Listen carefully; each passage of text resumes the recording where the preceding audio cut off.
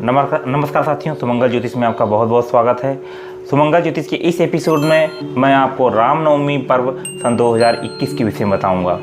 जैसा कि नाम से ही पता चलता है कि चैत्र रामनवमी का दिन भगवान विष्णु के अवतार भगवान राम का जन्म उत्सव का दिन है। सभी को ये बात पता है, पूरे विश्व को ये बात पता है। पूरे विश्व में रामनवमी का पर्व धूमधाम से मनाया भी जाता है। सभी लोग बहुत धूमधाम से मनाते हैं। सभी को मालूम है कि भगवान श्री हरि ने राम के रूप में राजा दशरथ के घर में जन्म लिया था। जिनको नहीं मालूम है तो इस वीडियो के माध्यम से जानकारी प्राप्त करें।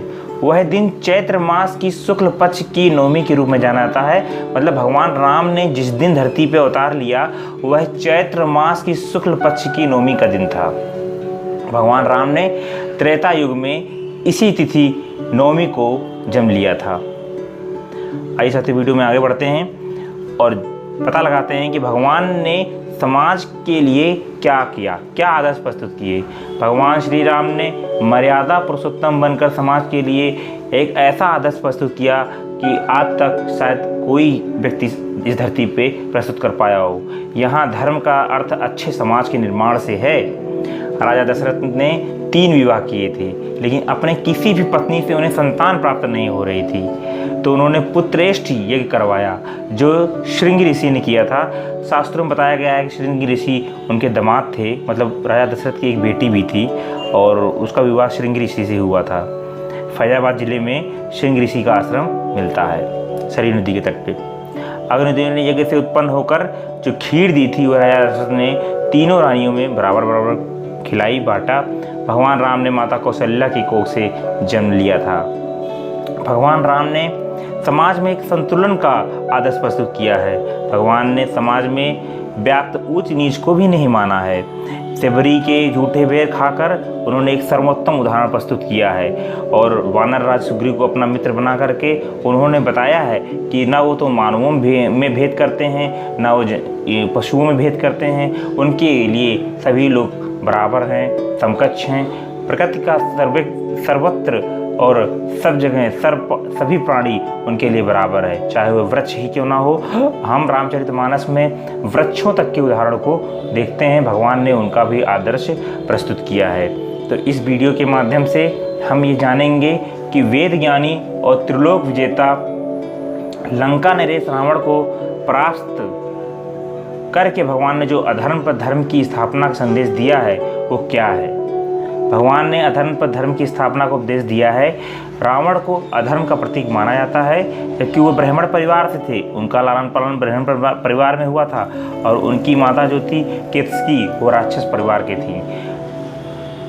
भगवान राम का जन्म उत्सव इसीलिए पूरे देश में धूमधाम से मनाया जाता है। भगवान राम ने समाज के लिए बहुत बड़े बड़े आदर्श प्रस्तुत किए हैं। भगवान राम ने समाज को सिखाया कि हमें जीवन किस तरह से जीना चाहिए, अपनी पत्नी के साथ किस तरह का व्यवहार करना चाहिए, मित्र के साथ किस तरह का व्यवहार करना चाहिए, किस तरह का आचरण करना चाहिए और शत्रु के साथ किस तरह का आचरण और व्यवहार करना चाहिए। समाज में पिता के साथ कैसा व्यवहार करना चाहिए, माता के साथ कैसा का व्यवहार करना चाहिए और भाई के साथ कैसा व्यवहार करना चाहिए। इन सब आदर्शों के कारण ही रामनवमी का पर्व बहुत अधिक महत्वपूर्ण हो जाता है, बहुत अधिक आदर्शों का स्थापित करने वाला हो जाता है। हमने अपने पाश्चात्य सभ्यता से प्रेरित होकर अपने जो संस्कार हैं, जो धार्मिक सभ्यता है, जो विश्वास है, उसे बहुत ठेस पहुंचाई, उसे बहुत नुकसान पहुंचाया है। साथियों, हमें इसे पुनः स्थापित करना है। हमें समाज में पुनः इन आदर्शों को प्रस्तुत करना है कि एक पिता के समक्ष हमें किस तरह का आचरण प्रस्तुत करने चाहिए, एक भाई के लिए हमें कैसे विचार रखने चाहिए और एक माता के सामने हमें कैसे आदर्श प्रस्तुत करने चाहिए। इनका क्या जीवन में महत्व है, इनका जीवन में क्या महत्व है, इनका हमारे जीवन में क्या महत्व है। इसलिए श्री रामचंद्र जी के जन्म उत्सव रामनवमी बहुत अधिक महत्व हमारे जीवन में बढ़ जाता है। रामनवमी के दिन व्रत रखकर राम भगवान की पूजा करनी चाहिए और रामचरितमानस का पाठ अवश्य करना चाहिए। रामनवमी का उपवास रखने से जीवन में सुख समृद्धि आती है और पाप नष्ट होते हैं। हनुमानाष्टक, राम रक्षा स्तोत्र, सुंदरकांड आदि धार्मिक ग्रंथों का पाठ भी आपको करना चाहिए। इससे आपके जीवन में सुख शांति और मन की शांति और ऐश्वर्य प्राप्त होगा, शत्रुओं पर विजय प्राप्त होगी और ऐसा करके आप अपने जीवन में एक आदर्श स्थापित करेंगे, आपका जीवन में मान सम्मान बढ़ेगा, लोगों के बीच में आपकी प्रतिष्ठा बढ़ेगी और आप जीवन में कुछ विशेष कर पाएंगे, कुछ विशेष उपलब्धि आपको हो पाएगी।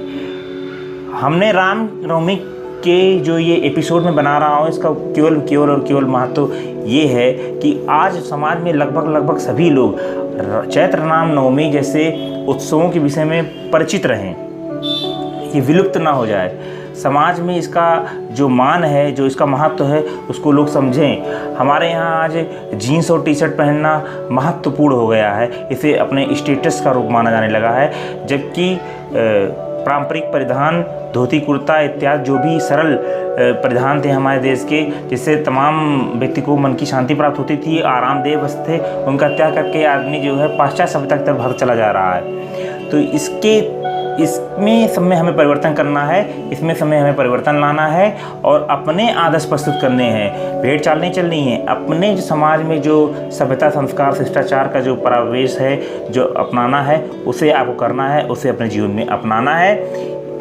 हमने अपने वातावरण में ये महसूस किया है कि समाज में आज बच्चे रामनवमी जैसे उत्सव के महत्व को भूल गए हैं, वह इसके महत्व को भूल गए हैं और वह ये जानते भी नहीं है कि चैत्र रामनवमी का महत्व क्या है और ये क्यों मनाया जाता है, कब मनाया जाता है, होता क्या है आदि विषय में इन्हें बिल्कुल जानकारी नहीं है। इन वीडियो के माध्यम से हम समाज में एक जागरूकता फैलाने की कोशिश करते हैं, आपको ध्यान दिलाने की कोशिश करते हैं कि आपका संस्कृति क्या है, आपको समाज में किस तरह रहना चाहिए, आपको क्या क्या करना चाहिए। इन उत्सवों से, इन धार्मिक परंपराओं से, इन अवसरों पे आपको क्या लाभ मिलता है। आज लोग आत्महत्या जैसी घटनाएं कर रहे हैं, सुशांत सिंह राजपूत जैसे लोग, पढ़े लिखे लोग आत्महत्याएं कर रहे हैं। तो वो क्यों कर रहे हैं? पैसा है, सब कुछ है, लेकिन आत्महत्या क्यों कर रहे हैं? क्योंकि मेंटल डिप्रेशन के कारण वह समाज से कट गए हैं, वो समाज की मुख्य धारा से हट गए हैं। उन्हें जो हमारा सांस्कृतिक भारतीय सभ्यता है वो इससे हट गए हैं, उन्हें इसके बारे में पता नहीं है, जिसके कारण ऐसी दुर्घटनाएं लोगों के लाइफ में हो रही हैं। हम आशा करते हैं कि इस वीडियो के माध्यम से चैत्र रामनवमी के पर्व के विषय में जानकारी प्राप्त करके 21 अप्रैल 2021 को आप ज़रूर इस पर्व को अपने घर में मनाएंगे। आपके अगर घर के आसपास होता है तो आप वहाँ मनाएंगे और इसका लाभ उठाएंगे और इससे जुड़ेंगे। पूजन मुहूर्त है 11:05 सुबह से 13:38 पर। नवमी जो प्रारंभ हो रही है वह रात में 12:42 से 21 अप्रैल को प्रारंभ होगी और समाप्त होगी 12:34 पर 22 अप्रैल को। तो आशा करता हूँ कि वीडियो आपके लिए उपयोगी है, आप इसके महत्व को समझेंगे, खुद भी अपनाएंगे और अपने समाज में इसके प्रति जागरूकता फैलाएंगे। वीडियो देखने के लिए बहुत बहुत धन्यवाद। हरे कृष्णा। यदि वीडियो आपको अच्छा लगता है, वीडियो आपको पसंद आता है तो लाइक करना ना भूलें, सब्सक्राइब करना ना भूलें और शेयर करना ना भूलें और लास्ट में कमेंट बॉक्स में हरे कृष्णा लिखना ना भूलें। धन्यवाद। हरे कृष्णा।